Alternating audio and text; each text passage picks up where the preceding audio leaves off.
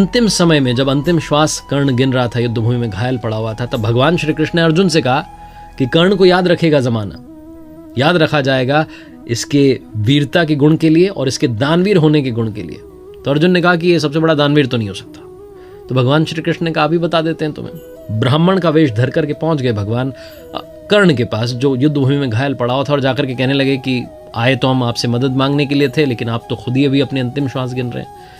चलिए हम चलते हैं, बाद में आते हैं, अब आपसे मिलेंगे, किसी अगले जन्म में मिलना होगा तो। कर्ण ने कहा रुकिए महाराज, आप आए ब्राह्मण दे और आप खाली कैसे जा सकते हैं? माना कि मेरी मृत्यु बस होने ही वाली है, लेकिन तुरंत कर्ण ने युद्ध भूमि में से पत्थर उठाया, अपना सोने का दांत तोड़ करके उनको दे दिया और कहा ये ले जाइए, मुझे क्षमा कीजिएगा, मैं आपकी ज्यादा मदद नहीं कर पाया।